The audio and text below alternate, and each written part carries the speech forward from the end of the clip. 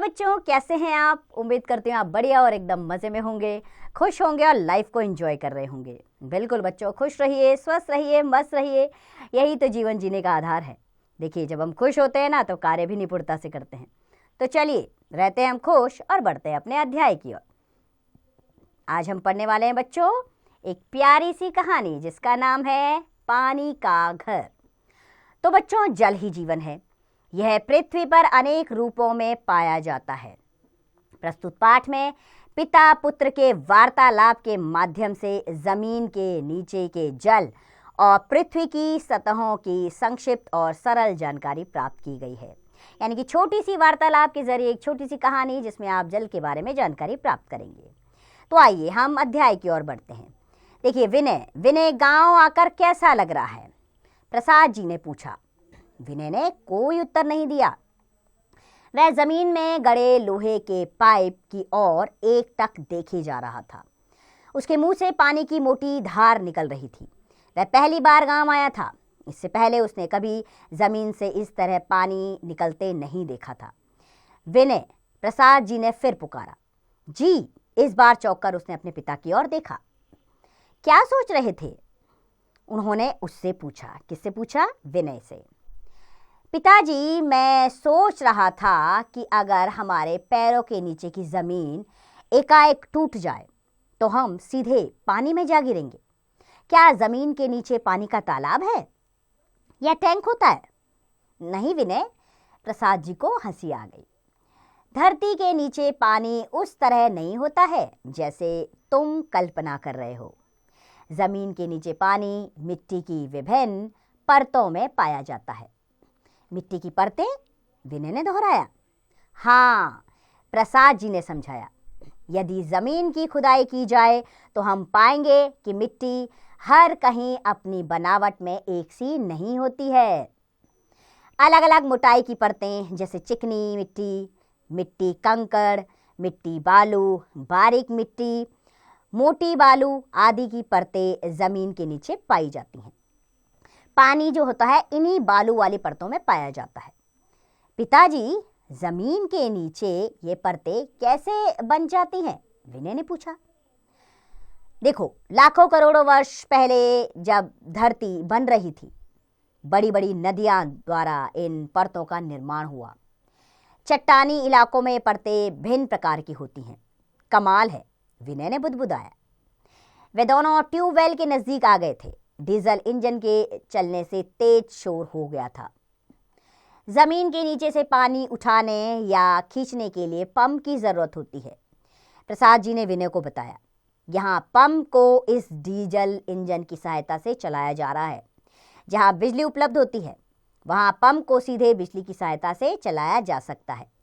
क्या बिना पंप के जमीन में से पानी नहीं निकाला जा सकता? विनय ने पूछी ये बात। लोगों को बिना पंप के जमीन से पानी निकालते तुमने अक्सर देखा होगा। इसके लिए कुओं, हैंडपंप आदि का प्रयोग किया जाता है। समझ गया? बिल्कुल समझ गया, विनय ने कहा। नई जानकारी के कारण उसकी आंखें खुशी से चमक रही थी। यानी कि पानी कैसे बाहर आता है ये जानकारी जानकर विनय बेहद उत्साहित था, बेहद खुश था।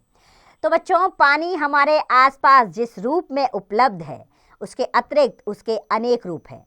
हमें पानी के महत्व को समझना चाहिए। पानी का दुरुपयोग ना करें।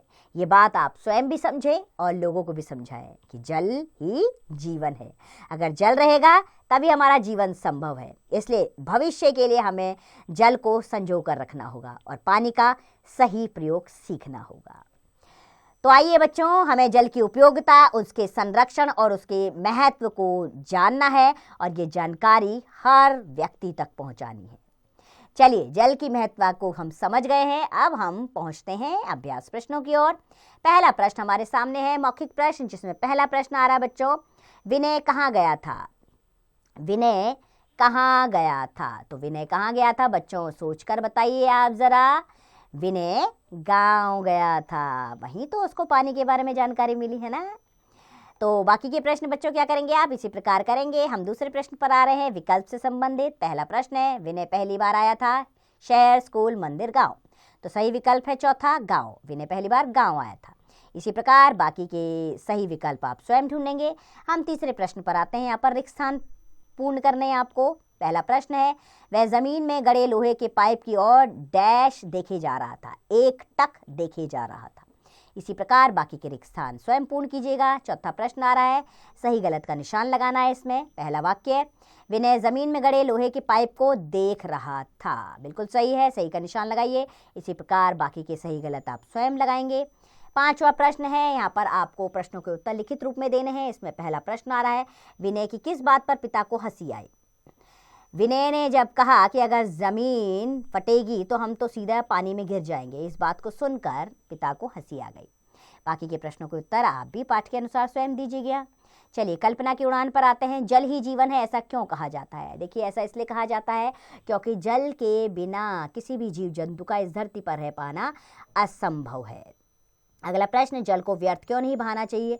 जल को व्यर्थ इसलिए नहीं बहाना चाहिए क्योंकि हमारे सारे कार्य जल के द्वारा ही संपन्न होते हैं। अगर इस धरती से जल समाप्त हो जाएगा तो जल के बिना हम कोई काम नहीं कर पाएंगे और जल पीने को नहीं मिलेगा, जिससे हमारा जीवन समाप्त हो जाएगा। आइए आगे के प्रश्न की ओर बढ़ते हैं। भाषा के बारे में यानी कि व्याकरण से संबंधित प्रश्न इसमें आ रहे हैं बच्चों। पहला प्रश्न है, विलोम शब्द लिखने हैं इसमें। जैसे गांव का विलोम होता है शहर, इसी प्रकार बाकी के विलोम शब्द स्वयं लिखिएगा। दूसरा प्रश्न, का की का प्रयोग कर वाक्य पूरे कीजिए। मुंह से पानी डैश धार निकल रही थी, मुंह से पानी की मोटी धार निकल रही थी। इसी प्रकार बाकी के वाक्य पूर्ण स्वयं कीजिएगा। चलिए विशेष संवर्धन गतिविधियों पर आ जाते हैं। पहला प्रश्न है, इसमें सही गलत का निशान लगाना है। पहला वाक्य आ रहा है आपके सामने, पाइप लगाकर सड़क धोएं, गलत, बिल्कुल गलत, पानी को यूं बर्बाद नहीं करना है। इस प्रकार बाकी के सही गलत का निशान आप स्वयं लगाइएगा और सही गलत का निशान लगाकर आप समझ जाएंगे कि हमें पानी को व्यर्थ नहीं बहाना है। तो बच्चों, इसके लिए हमें अभियान चलाना होगा। पानी को व्यर्थ नहीं बहाना है क्योंकि पानी बहुत उपयोगी है हमारे लिए। इस धरती पर जितने भी जीव जंतु हैं, पानी के बिना उनका जीवन संकट में पड़ सकता है। इसलिए पानी की उपयोगिता को समझें और उसको संजो कर रखें। उम्मीद करती हूँ इस अध्याय से मिलने वाली सीख को अवश्य आप अपने जीवन में अपनाएंगे और पानी को व्यर्थ होने से बचाएंगे। तो खुश रहिए, स्वस्थ रहिए, मस्त रहिए और इस अध्याय का अभ्यास करते रहिए।